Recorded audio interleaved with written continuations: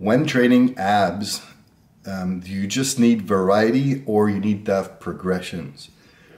Well, you need both, but this is something I often talk about in consults with trainers. Like a lot of time, abdominal exercise prescription seems very randomized. You know, like one phase it's, I don't know, a crunch on ball. The other phase is a leg raise. The other phase is, you know, Russian twist, whatever it might be. It's very random. That's fine. You're stimulating the abs. You're creating variety. Good. But the problem though is, it's like anything else. If I'm training the squat, one way I'm going to progress is I'm continuously going to try to increase the load on the squat to improve over time, or add volume or whatever it might be. But if you're stimulating the abs but just switching back and forth between exercises, you're not really creating any sorts of progression. So although variety is great, you have to make sure. So for example, there are like 4 main types of ab exercise that I like to use. You have your stabilization type exercises, you know, like the planks of the world and all these things. You have your rotational, anti-rotational work, like the wood chops or the Pallof press. And then you have like flexion work, and then the flexion, you have trunk flexion, then leg flexion, so upper abs, lower abs. So it's fine, let's say in a macro cycle, to use all families, but as you're progressing through the macro cycles, now make sure that the difficulty level of the exercises of each of these families increases. So if we're talking about like leg flexion, if let's say that you start with hanging leg raise with a 4-0-1-0 tempo, which is pretty hard to do, and that's what you decided to do phase 1 when you were working your lower abs, then phase 2, don't go and do a supine hip raise on bench, which is a ton easier.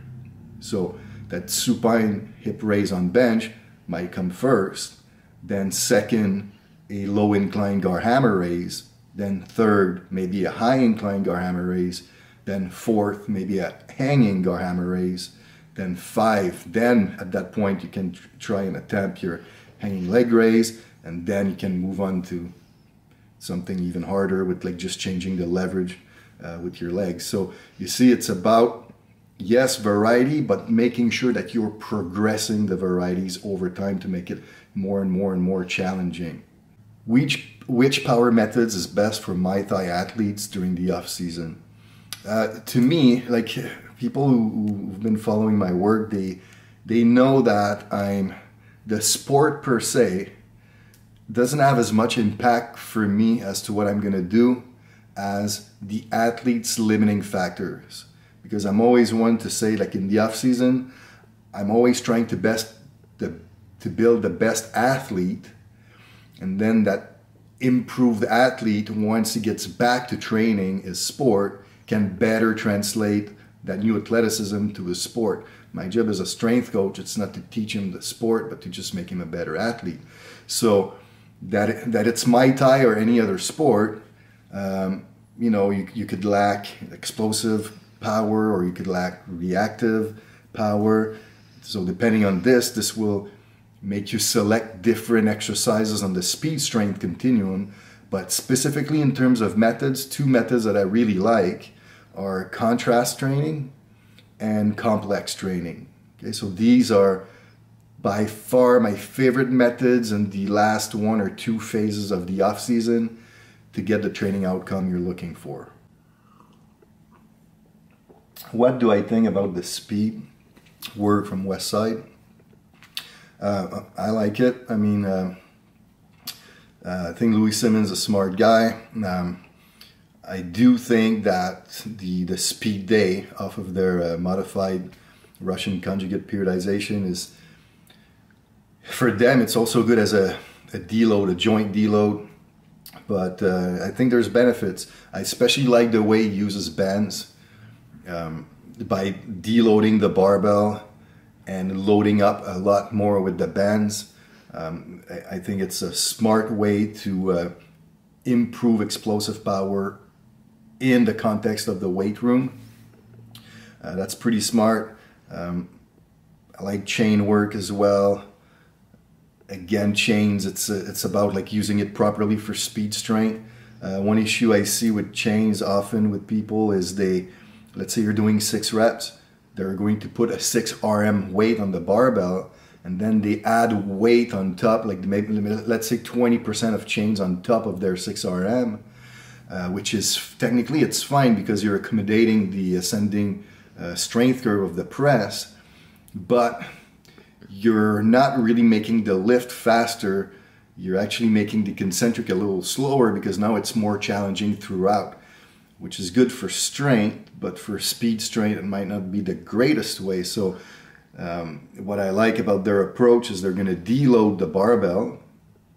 So let's say there's 100 kilos on the barbell, they might deload 20%, so they use 80 kilos for their 6 reps. So now instead of the 100 kilo 6 RM, now they have it 80 kilo on the barbell. So they're using less than their 6 RM, but now they're adding 20% chains. So the weight total once you're on top is your actual RM. But now what happens is when you're in the bottom of the ascending strength curve, when it's actually harder, now you're 20% deloaded. So now it allows you to generate more force and more speed from the bottom to push through those chains concentrically. So that's what I like about their system. They're forcing speed, actual velocity to happen instead of just only accommodating the strength curve. So I like it. So the difference between the neurological work to rest ratio and the physiological work to rest ratio. So the physiological work to rest ratio, or the classical energy system work rest ratio you'll find in most physiology textbooks. So for example, the 1 to 3 work to rest ratio of the anaerobic lactic power, for example, that's a classic example. Now, the neurological work to rest ratio, this is simply considering the fact that the central nervous system takes 5 to 6 times longer to recover than the metabolic system, which becomes really, really important in very high velocity, high force, complex motor patterns. So again, sprinting. So if you're a sprinter and your goal is to truly improve speed, and you're working the anaerobic alactic power system with the physiological work to rest ratio of 1 to 6, well, if you think about it, let's say you're a high level sprinter and you're running the 100 meter in 10 seconds. Okay, so now we're talking about a super high velocity, high force type movement. You're doing it in 10 seconds at 97 plus of your 1 RM, of your maximum. And now we're doing only a 1 to 6 work to rest ratio. So that means that in 1 minute, you need to go and sprint that in 10 seconds again. It's impossible. Like it's not something viable. What's going to happen is the speed and the velocity of the subsequent sprints will keep on dropping and dropping and dropping. And the reason is 1 to 6 was not long enough for the CNS to recover. So now instead, if you use the neurological work to rest ratio for the alactic power, which is 1 to 20 or 1 to 30, now if I'm running all out in 10 seconds with a 1 to 30 work to rest ratio, that's 300 seconds of rest, which is 5 minutes. So now you're sprinting 10 seconds, you're resting 5 minutes. So now the brain has the CNS has complete enough time to recover. So now your second set, you can run again in 10 seconds. So that's why you have both. That's the main difference with both. So how often can you train your grip during the week? Listen, it depends a little bit on the load of your training week. If you're doing a lot of heavy chins, heavy deads, and stuff like that. But generally speaking, grip work, you can train it up to four times a week without issues. Like what I like to do, what I did in the past when my grip was at its strongest a few years back, is I would design 4 different like 15-20 minute grip workout. And because I always worked in a gym, let's say I was writing programs and I needed a little break from just sitting down, I would just go in the gym at random and do that 15-20 minute grip workout. So it wouldn't really affect my training session. So it's not like I was in the gym during my training time, like an hour and a half or 2 hours. It was just a little added bonus, quick, low stress session. But then I was just focusing on grip, and anything grip, but anything related to the forearm as well. So, I would do like pinch holds, I would do gripper, I would do wrist rollers, I would do radial flexion, ulnar flexion, supination, pronation. So you do all of these motor pattern organized in logical little short workouts, and this can really go a long way at truly improving your grip over time. How do I periodize intensity and volume for the B series? So, for those of you who've done the online program design course, I'm sure you've noticed that when it comes to the training parameters of the Bs and the C series, they're pretty much set in stone. It's like 3 to 4 sets. For the B series, like 3 to 4 sets between 6 to 10 or 6 to 12 reps, depending on upper or lower. And then the C series, usually it's like 2 to 3 sets with anywhere from 8 to 15 reps, depending on what you're doing. So because of that, then the intensity and volume is pretty set in stone. There's not a lot of variety. So that's why, like, whenever I talk about periodization, I'm always focused on the primary exercises from the A series, because this is where you can truly change the outcome of the program in terms of intensity and volume.